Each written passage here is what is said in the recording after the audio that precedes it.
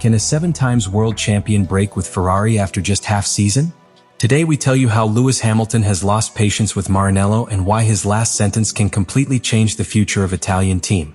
Lewis Hamilton decided to end a golden era with Mercedes and embark on what many considered their last great challenge, to return Ferrari to the top of world motor racing. The signing not only generated a media earthquake, also reconfigured the sport's expectations of the entire grille. From Maranello, a revolution was promised. From the surroundings of Hamilton, there was talk of a rebirth. But in practice, reality was much more raw. As soon as the season started, it was clear that the SF25 was not up to the promises or the legacy that Hamilton brought. Technically, the car showed weaknesses from the first test session. Lack of tensile in slow curves, balance problems in high-speed areas, and an extremely narrow tire performance window. This forced the British to adapt his pilot style drastically, something he did not have to do even in his more complex years with Mercedes. The frustration soon appeared and multiplied to see that his partner Charles Leclerc, connoisseur of the Ferrari environment, managed to extract a performance more consisting of classification, although also limited in the race. Beyond the technical aspects, the true emotional blow came from the strategic and organizational plane. Hamilton found a rigid, slow structure to react, and with questionable decisions from the pit's wall that remembered the ghosts of Ferrari's past. During the Miami Grand Prix, that discontent became visible to the world. In the midst of the race, with a better conditioned tires than Leclerc, he was denied the possibility of advancing to attack Antonelli. And worse, in the end he was ordered to return the position to his partner. What could have been resolved as a logical maneuver became a direct clash with the internal hierarchy. The phrases that launched on radio were as ironic as revealing. It wasn't just anger from the moment. It was a scream of fed up. Shortly after, before the press, Hamilton tried to clarify his words. But what was said was already said. And what came next confirmed the fracture. In a private conversation revealed by the pilot himself, he told how he spoke to Fred Vasseur after the race. "Uncle, shut up. Don't be so sensitive," he said, condescending, but also with a stopped superiority and disappointment. For many, that phrase not only revealed a personal crack between pilot and team leader. It was a sentence. Hamilton is not willing to play the role of obedient employee. In Mercedes, Lewis was the center. Everything revolved around him. In Ferrari, he has discovered that his influence has limits, and that these limits are not being redrawn in his favor. The illusion he built for months, both sports and symbolic to represent Ferrari as the modern heir of Schumacher, began to fall apart a career after a career. The epic discourse with which it was presented has been fading in the midst of repeated errors and a management that seems not to understand the urgency demanded by a champion in the final stretch of his career. What began as a fairy tale is taking the course of a bitter reality lesson. And Hamilton knows. The Canada Grand Prix was not only one more event in the calendar. It was, in essence, the scenario where Ferrari's internal fracture was made public and the exact point in which Lewis Hamilton stopped containing himself. Until that time, the tension had been latent, encapsulated in gestures, uncomfortable silences, and carefully measured phrases. But in Montreal, everything changed. The statements of the British pilot after the race were not a timely criticism of the performance or a poorly executed strategy. They were a frontal complaint to the structure of the team. In the subsequent press conference, Hamilton released a phrase that still resonates in Maranello's halls. "There are so many necessary changes within the team." But he didn't stay there. In an enigmatic tone, almost with contained frustration, he added, "I hope I could tell what is happening." They were not randomly chosen words. In the hermetic world of Formula One, where pilots avoid public confrontations to protect the image of their teams, those phrases are dynamite.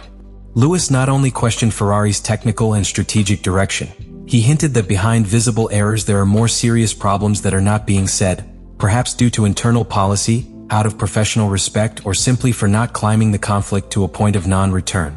The context explains everything.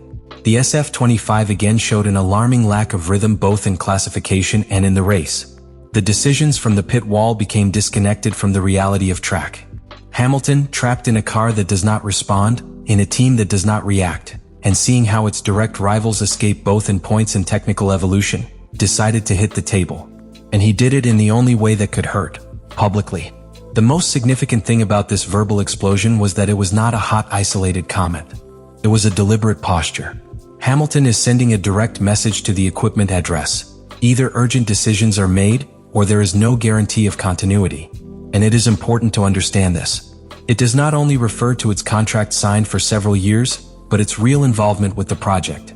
A pilot like Hamilton, who throughout his career has demonstrated surgical precision in the selection of his teams, is not willing to sacrifice his last years in the elite for an empty promise.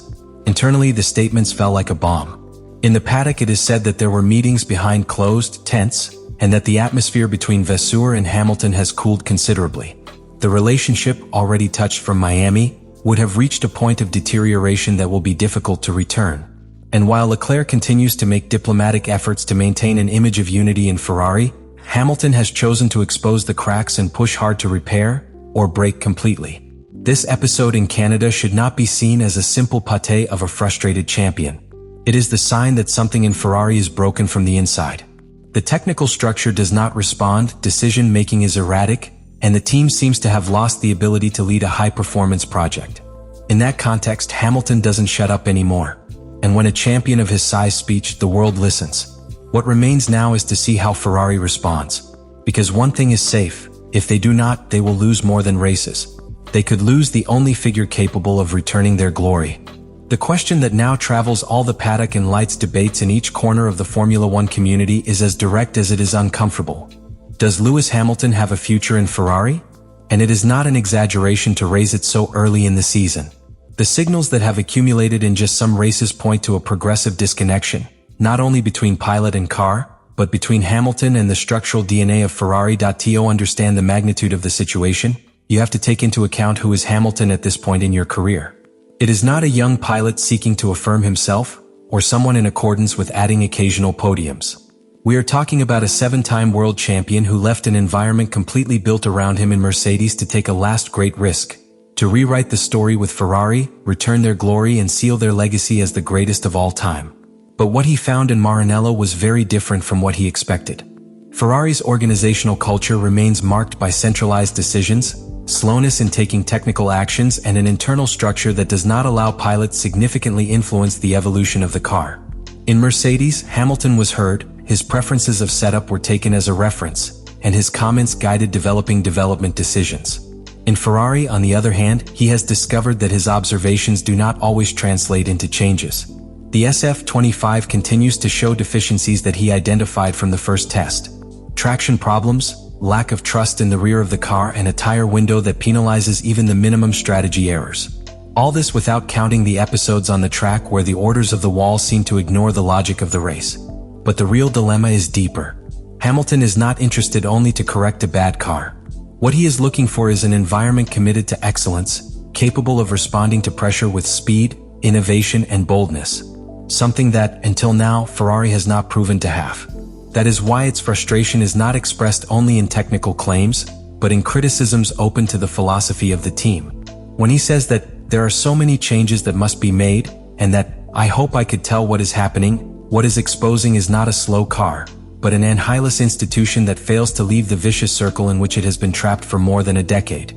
Internally, the situation is delicate.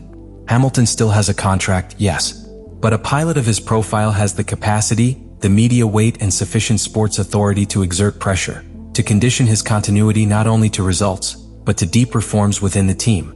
The question is no longer whether it will win races this year.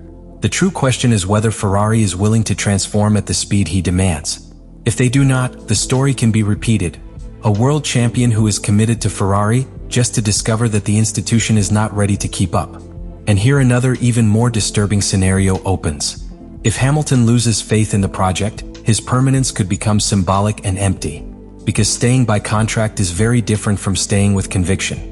The pilot who needs Ferrari is not just the talent on the track, he is also the leader out of it. But that role can only be assumed by someone who creates in the mission, who feels that their actions have real impact.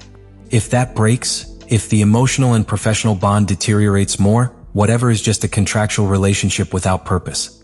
Ferrari is not only playing with his season. He is playing with the possibility of wasting the last years of one of the best pilots of all time. And worst of all, maybe they are not even noticing it. Because when a champion begins to speak in key, to throw messages between the lines and leave open doors, is that deep down he is already thinking about the exit. Formula One is a sport that is defined both by speed and strategic precision, both for the skill of the pilots and by the structural solidity of their equipment. It is not enough to have the brightest talent at the wheel. Without an organized, dynamic, and committed machinery behind, any attempt to reach glory becomes an uphill battle. Ferrari, which historically has been synonymous with passion, technical, and legacy, seems more clinging to nostalgia than focused on evolution. And in the midst of that contradiction, they have put behind a man who has never tolerated mediocrity. Lewis Hamilton is not just a pilot. It is a figure that has shaped the recent history of motor racing, a competitor whose career is defined by precise strategic decisions and an infallible instinct to detect when an environment has ceased to be functional. And that is precisely what makes the current moment so worrying. The fact that it has begun to speak with ambiguity, to launch evening warnings, and to suggest that there are things that cannot count, is an unequivocal sign of rupture. When someone in his profile starts talking like this, he is not simply criticizing. He is preparing the ground for a possible exit.